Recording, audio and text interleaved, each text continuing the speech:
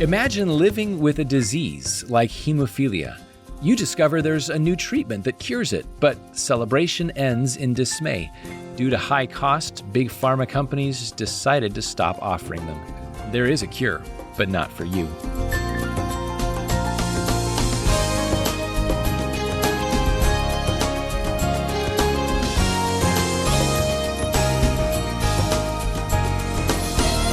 One of the great challenges with these new treatments for certain diseases is that they can't be created in large quantities.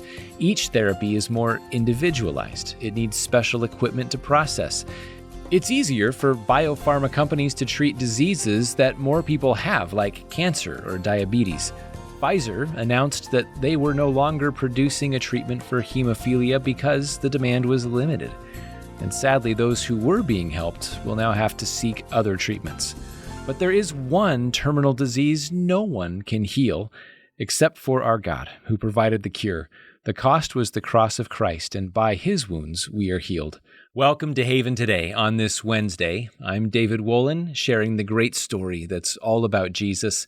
We're in a series called The Surprising Story of Amazing Grace. We're going to pick up the story of John Newton again today. It's now in the mid-1700s. At this point, he's still a teenager, soon to be living the life of a sailor. And although his late mother had been a devout Christian, Newton's drifting away from the faith was already in motion and soon to be complete, a total rejection of the Christian faith. And helping us tell more of this story today is Dr. Bruce Hindmarsh. He co-wrote and helped produce the film Amazing Grace along with Charles Morris. And really, it's Newton's unlikely story that drives this narrative. So what got us interested in telling the story, again, we wrote a book, and we made a film, and we wanted to tell this story again because 2023 was 250 years of Amazing Grace. So it's time to pause, it's time to celebrate, it's time to look back. And so we made a documentary film with all these beautiful reconstructions, dramatizations to tell the story, because a good documentary is driven by a question. And the question that drove us is, how did this man come to write this song? Bruce Hindmarsh will be back in a moment with us to tell more of the story, and that story today feels so incredibly relevant as our world is having a bit of a moment. There is a renewed interest in spiritual things right now, and it's a moment that calls for gospel clarity. It's not enough just to be interested or open to Christian messages. Grace only has saving power if it's the grace that comes from Jesus Christ on the basis of a person's faith in his life and death and resurrection, his atonement for sinners who cannot save themselves. That's grace, and only Christ can give it. That's the ultimate message of the film, Amazing Grace, The Untold Story. It's Haven's first feature film. It's a docudrama, and truly, we had no idea how hard it really is to make a movie, but the Lord was gracious. He provided for top-level actors. Kappa Studio, which handles The Chosen, they came in and helped as well, and we're so thrilled to share the final product with you. Amazing Grace, The Untold Story on DVD is available for a gift of support to the ministry of Haven. You can choose the amount, but I thank you in advance for your generosity. Would you give by phone at 865-HAVEN, again 865-HAVEN, or you can give online at haventoday.org. And whether it's a one-time gift or a monthly gift, we're looking forward to sending the DVD to you.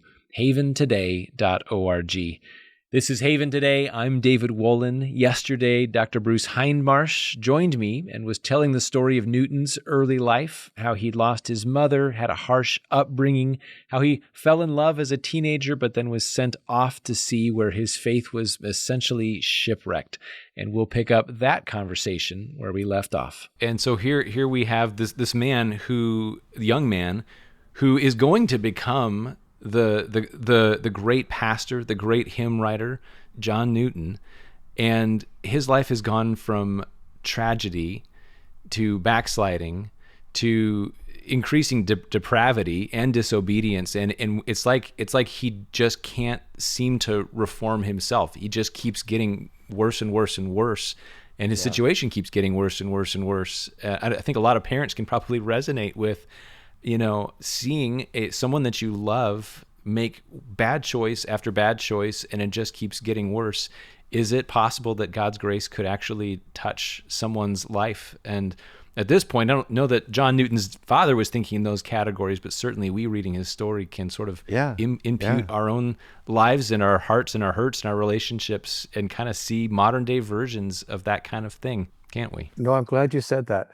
When Craig and I were writing this story, we thought this is a parable. It's a parable of all of our lives. It's a parable of what it is, parents that lose their children, literally they lose hold of their children. They wonder what's happening. Will they ever come back? And to this point, I think we still, as readers, as viewers of the film, as those who are witnessing his story.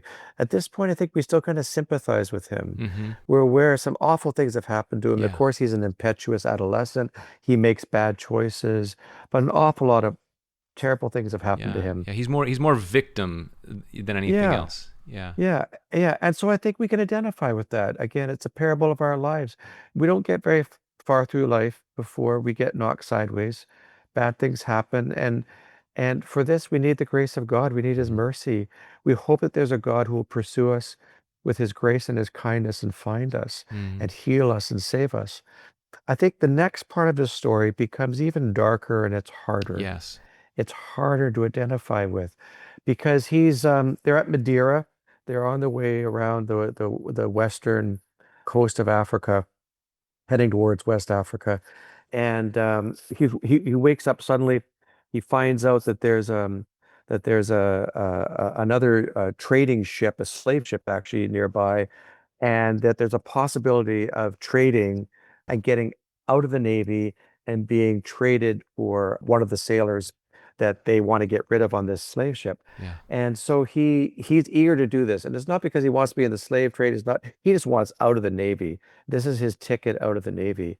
And as we try to picture it in the film, as he's descending the ladder from the one ship into the other, he's descending into the heart of darkness, into the belly of the beast. That descent of that ladder from the ship is symbolic of his descent into a very dark world. And what a contrast. He thinks he's saving himself. And in fact, he's buying himself a ticket into hell on earth. I gradually abandoned my Christian commitments.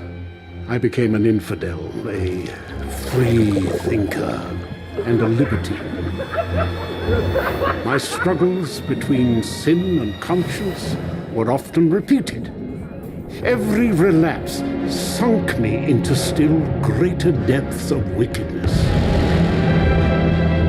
I soon lost all sense of religion.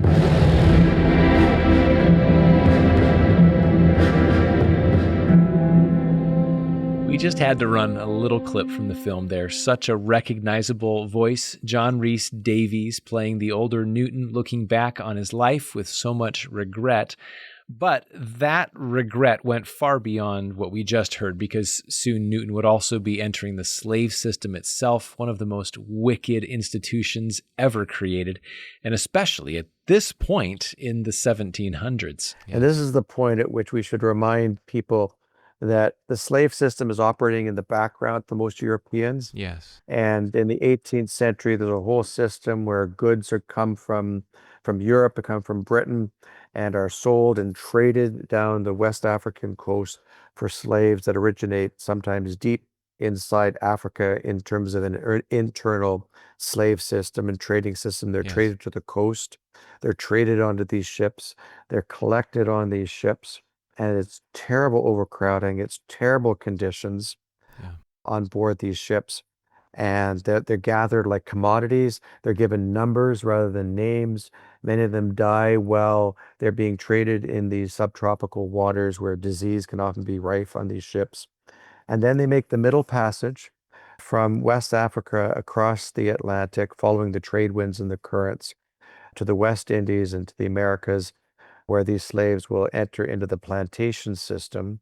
The plantation system required a huge fund of fungible labor. They needed labor, And the conditions were, if anything, worse. Many of these slaves didn't last more than about 3 years Mm. before they were worked to death. Cotton, coffee, sugar, and so on. And then those commodities are brought back to Britain. It's like a triangular slave system. So when people in England put sugar in their Wedgwood china teacups and stir it into their teacups, they aren't necessarily aware of this long and bloody supply chain that has Yeah. brought that sugar to their shores.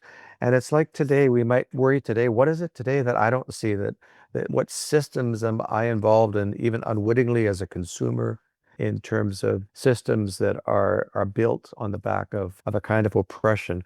Well, this was brutal in the 18th century, and it's that world into which he drops, and he'll begin working in the slave trade. Yeah. And he thinks he's maybe got it made, and he maybe this is his way to make a fortune. Right. And he meets a man on board this ship as they're trading who is setting up a new slave warehouse. They called these factories Yeah. where they would collect the slaves on the coast. He's setting up a new one on Plantain Island near Sierra Leone. And he thinks, oh, I'll go along with this man, Evans, and I'll make my fortune onshore as an African slave trader.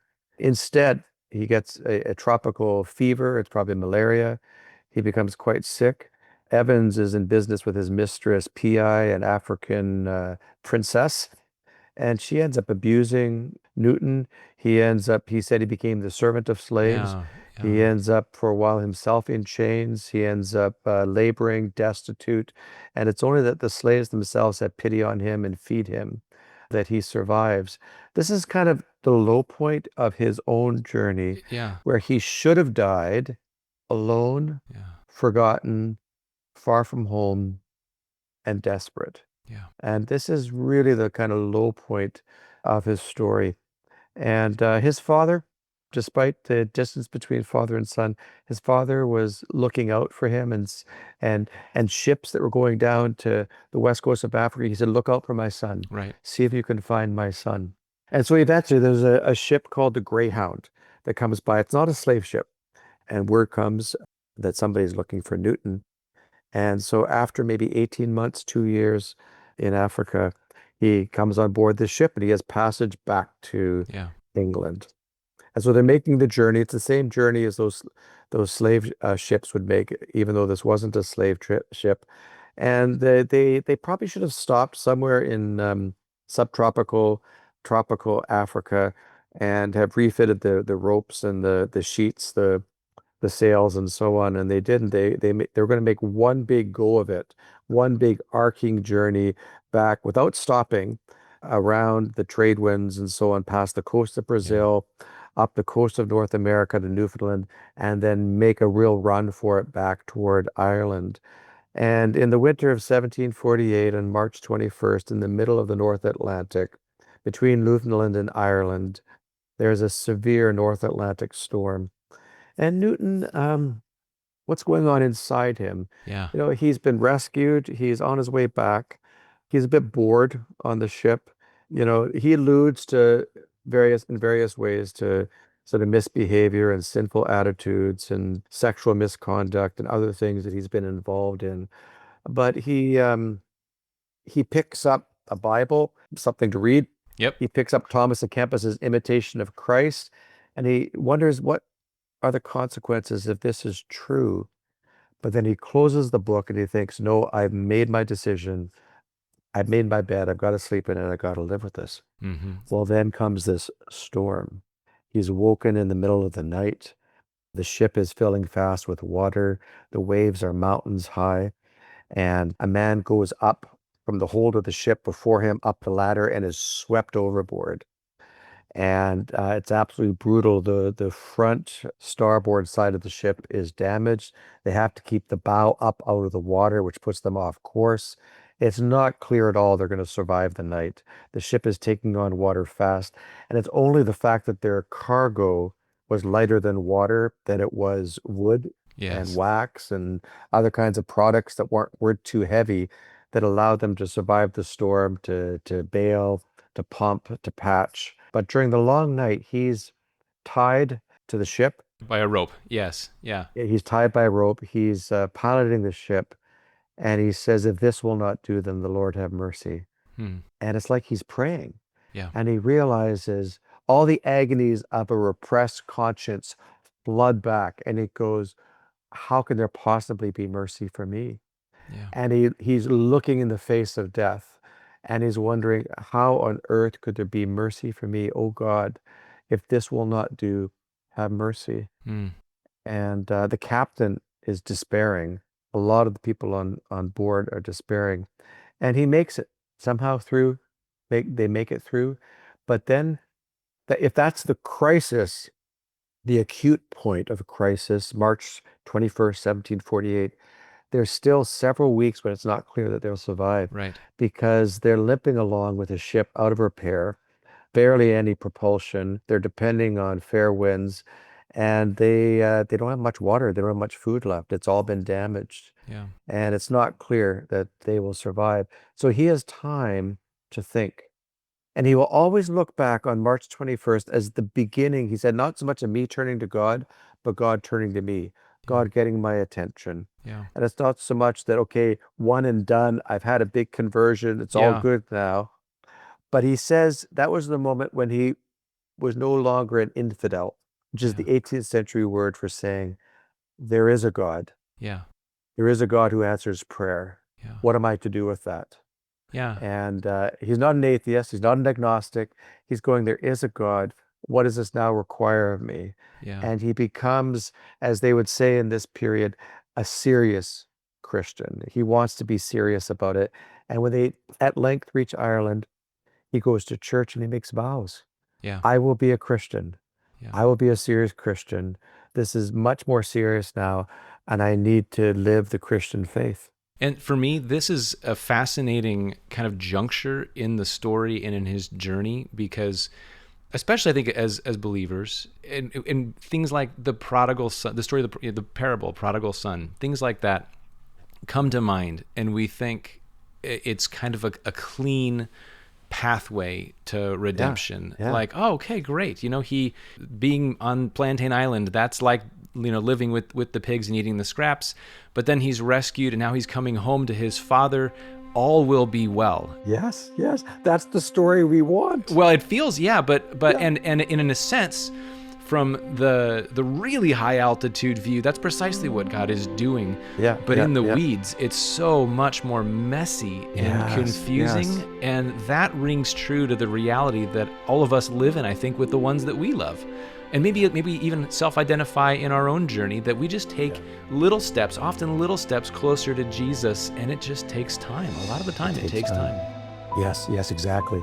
And when he would later write about this, he wanted people to understand that it wasn't, if you like, a V-shaped conversion. It was U-shaped and had quite a flat U. Yeah.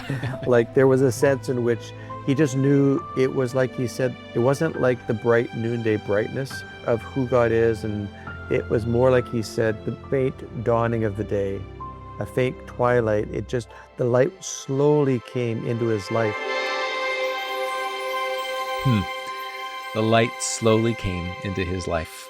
We'll pause the conversation here, and we'll pick up the story next time, and we'll grapple with one of the most confusing parts of Newton's story, that as a new professing Christian, he'd go on to captain several slave ships himself. How could a Christian continue to do such a thing? It's hard to grapple with, but we know this. John Newton would eventually despise all that he'd done, the evil he'd been complicit in. It would weigh on him throughout his life, and yet the Lord would redeem that in a remarkable way. In his later years, Newton openly shared about the slave trade. He shocked England's society, but helped hasten the end of the slave trade. And that's one of the reasons I was so moved by this film. I've seen others have a similar reaction. At an early screening of the film, we had some audience feedback. Here's what the first person who spoke up in the film screening had to say. To be able to show that a wicked thing such as slavery can find, redemption. It just causes us to remember that, no matter what sin we have in our hearts, those that are disclosed and undisclosed, it's no match for God's grace. It can be forgiven. It can be redeemed. And so I thought it was really beautiful, profound. I love seeing everybody's tears, because it just means we're profoundly moved, right? And it's great. This is Haven Today. I'm David Wolin, and I want to invite you also to be profoundly moved by the film Amazing Grace, The Untold Story. And this may be a 250-year-old story, but it is a story for today. I am convinced of that. Amazing Grace isn't ultimately the story of John Newton. It's the story of what Jesus Christ can do in a life and what he's accomplished for us. And I can't help but think, given how widely our world embraces the hymn Amazing Grace, this film invites the world to lean in and learn what that song actually means and where it came from.